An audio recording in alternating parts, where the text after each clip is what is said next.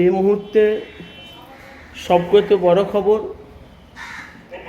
ভাই, আপনারা জানেন যে হিন্দু খ্রিস্টান দলীয় আদিবাসী যত যা ধর্ম জাতি আছে সবাই ঐক্য হয়ে মিলেমিশে বাংলার মানুষ কিন্তু বিজেপিকে ভোট দিয়ে বাংলায় এনেছে দুর্নীতিকে মুক্ত করার জন্য আর বাংলায় উন্নয়নের জন্য।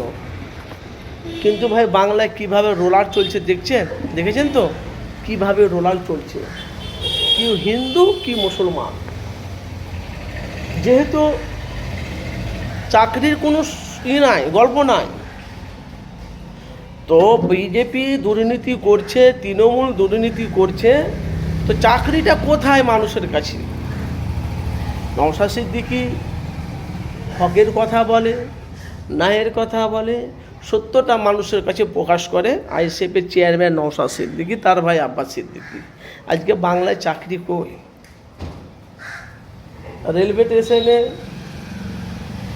রাস্তার ধারে যে দোকান পাশারগুলো ছিল, যে রেলওয়ে স্টেশনে গায়ে যে রোডগুলো রাস্তাতে যে দোকান পাশারগুলো করেছিল, তারা কি দুটো পয়সা ইনকাম করে তাদের বাপ মায়ের হাতে তুলে দিয়ে তাদের সংসার চালানোর জন্য, সেটাও কিন্তু বিজেপি সরকার রোলার এনে পুরো তছনছ করে দিল, ভেঙে দিল।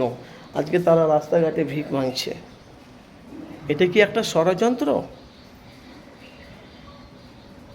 কিন্তু এটাও দেখতে পাচ্ছি যারা বিজেপি যারা দুর্নীতি করেছে তারাকে কিন্তু ভাই বলা বলি কথা, তাদেরকে কিন্তু একে একে জেলে লকআপে ভরছে বিজেপি সরকার। ভালো, এদের চর্বি মোটা হয়ে গেছিলো ভাই, এদের চর্বি মোটা হয়ে গিয়েছিল। তৃণমূলের এমএলএ বিধায়কেরা মন্ত্রীরা তারা যারা মেম্বারে যারা আছে, তারা যারা বড় বড় যারা লিডার, তারা এত খেয়েছে, খেয়ে না ওদের চর্বি কিন্তু ভাই মোটা হয়ে গেছে।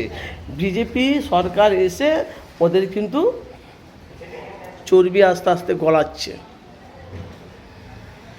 নওশাদ সিদ্দিকী কে তৃণমূল, কে বিজেপি, কে কংগ্রেস, কে সিপিএম, কে আইএসএফ হকের কথা বলে, ন্যায়ের কথা বলে, সত্যটা মানুষের কাছে তুলে ধরে, যেই হোক না কেন।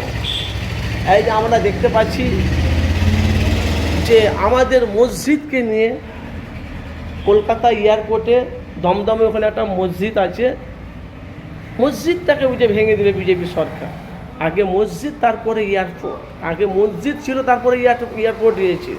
এখন বিজেপি সরকার নতুন এসে আসলে কি এরা কি মাদ্রাসা মসজিদকে ভয় পাচ্ছে? তো এরা আমাদের ইসলামের উপর আঘাত দিচ্ছে কেন?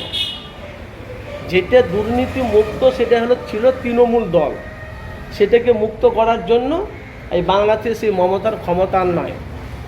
এখন যারা মমতার দলে যারা বড় বড় যারা লিডার ছিল, তারা তো আজকে জেলে ভাত খাচ্ছে। আজকে তো তারা জেলের ভাত খাচ্ছে, ভালো তো। কিন্তু ভাই নওশাদ সিদ্দিকী আমরা দেখছি যে গোগানা কি স্টেশনে আইএসএফের অনেক কর্মীরা স্টেশনের ওপরে পথ মিছিল করছে। হকারদের উচ্ছেদ কেন করা হবে? কেন?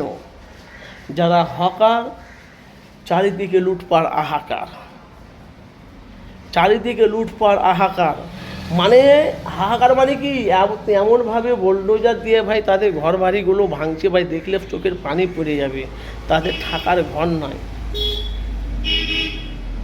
তাদের থাকার ঘর নয়।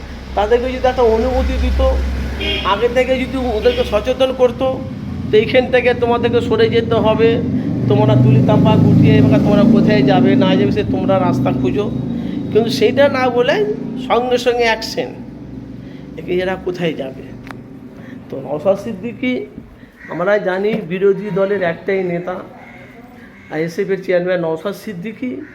মুর্শিদাবাদের হুমায়ুন কবির বাবরি মসজিদ করতে গিয়ে যা হচ্ছে ভাই কী বলবো। তো ভাই এখন বলা বলি কথা, আপনারা একটা জিনিস চিন্তা ভাবনা করবেন যে গরিব হয়ে, যে গরিব হিন্দু মুসলমান ধর্ম জাতি নয়, যে মানুষের পাশে থেকে মানুষের হয়ে যে কাজ করবে বাংলার মানুষ, আপনারা ভোট দিয়ে তাকে আপনারা জিতাবেন, তার পাওয়ারকে আপনারা ফোলাবেন পাশে থেকে। কিন্তু ভাই চাকরি কই? শিল্প নেই, কাজ নেই, চাকরি নেই, কিছু নেই, খালি দুর্নীতিতে ছেয়ে গেছে। তো ভাই যে যেখান থেকে আছেন অবশ্যই আপনাদের মূল্যবান মতামত জানাবেন। বাংলার মানুষ বিজেপি বিজেপি সরকার পাল্টানো দরকার, তৃণমূল পাল্টানো দরকার। তৃণমূল পাল্টে গেছে, বিজেপি সরকার এসেছে। আজকে অনেক হিন্দু ভাইয়েরা, মায়েরা, বোনেরা চোখের পানি ফেলে কাঁদছে, বলে আমরাই বিজেপিকে এনেছি, আজকে আমাদেরকে চোখে পানি ফেলে কাঁদতে হয়েছে। আপনাদের মূল্যবান মতামত জানাবেন। নওশাদ সিদ্দিকী আপনারা জানেন মানুষের পাশে আগেও ছিল, এখনও থাকবে, আগামী দিনও নওশাদ সিদ্দিকী মানুষের হয়ে কথা বলবে। আপনাদের মতামত অবশ্যই জানাবেন যে যেখান থেকে আছে।